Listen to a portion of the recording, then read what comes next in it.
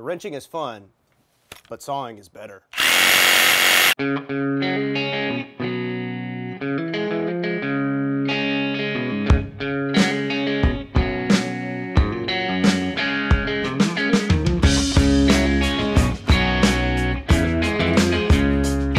All right, welcome to another episode of Team Valvoline Night School. We're working on the Hoon truck still. So we've had some great fun, well, you have with the clutch. I've had an adventure with the valve seals. The cam has been an adventure. And now I want to generate some more noise. All right. Exhaust. Exhaust. We're gonna do exhaust. We've got a great kit from Magnaflow, all stainless. You get to put it together though. Yeah, do you know how to weld? No, I would burn your house down. That's probably true. I don't even know if you can do that with a welder, but I would find a way. Yeah. All right. So give us a little bit of a peek of what is in store for you. Sure. So we're starting with your crusty, rusty old headers. We're just going to keep those because they're ugly, but to be honest, they work fine. Right. Then what I got to do, I got to cut off the old section that a previous owner had welded into place. Right. Normally they're supposed to be bolted up to the exhaust, and somebody decided that that was just too inconvenient.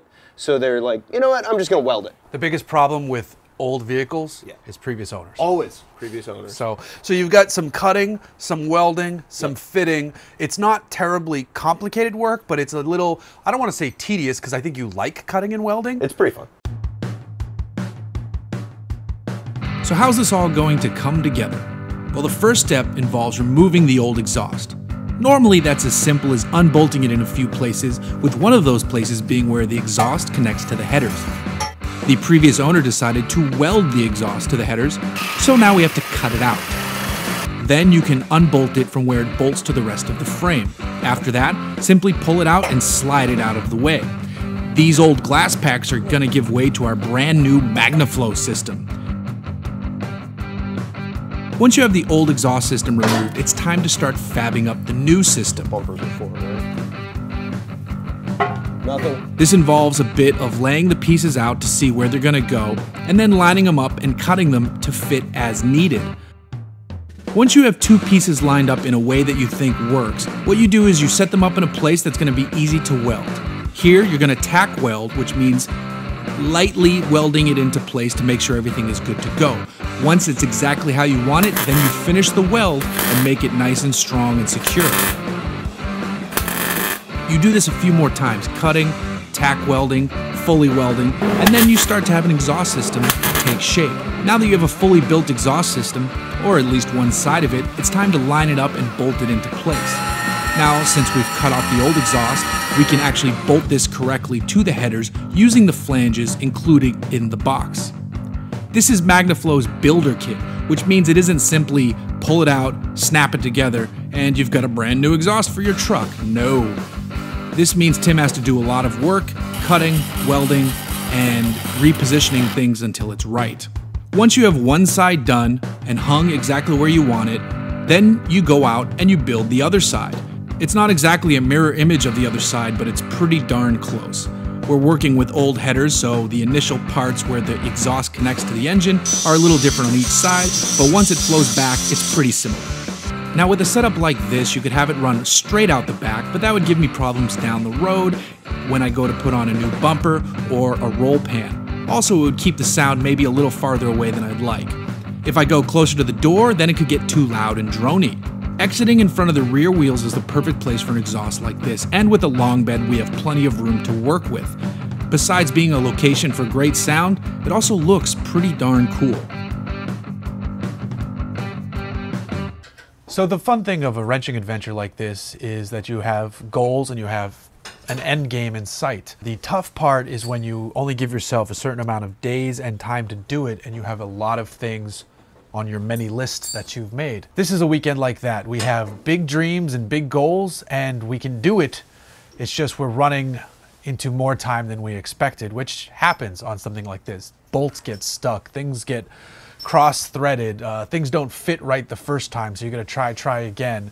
Tim is working his butt off to make sure the transmission lines up correctly, and it's hard work, whereas another job that we can't move on to yet would be quick, but we can't go on until that job is done. So there's always these little things that pop up. So a good rule of thumb is to give yourself enough time.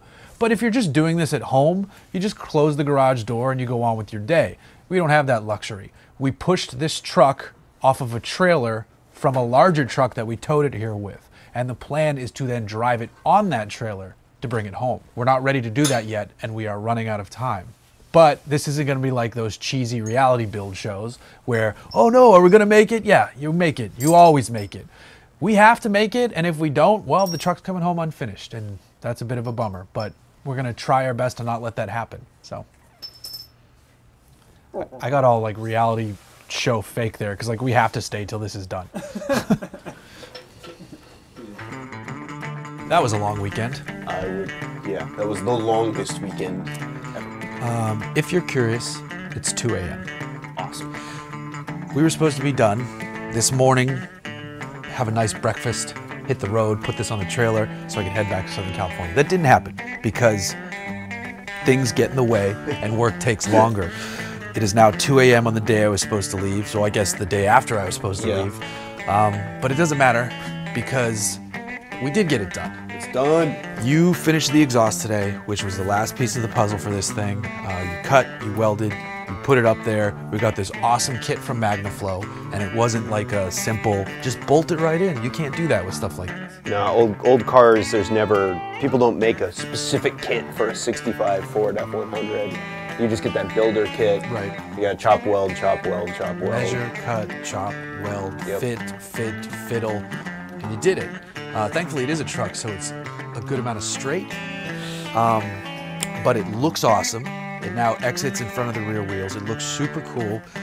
It sounds amazing, and I can't wait to put it on the trailer and head home. Because, you know, much like regular school, this took a while. But it was this was a great learning experience with a great subject and a good teacher.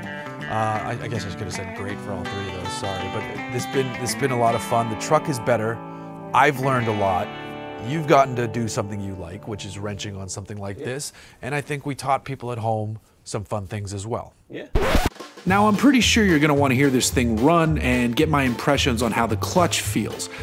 I will spoil it and say that the cam sounds awesome, the exhaust is crazy loud, and the clutch is excellent. But for the full driving impressions, you're gonna have to wait until the next episode. Just so you know, when you're wrenching on a vehicle, you should be safe and smart because it's easy to get over your head and into a dangerous situation. Yeah. So whenever I'm under the truck, or if there's anything moving, sparks flying, anything like that, safety glasses are a must. These are legit safety glasses that I have on. And for Jeff, I wear gloves because I'm a baby. yeah. Also, even though this isn't your day job, so I can't call you a professional, you've been doing this a very long time, so he knows how to not be an idiot under there, and you should do the same. Yeah.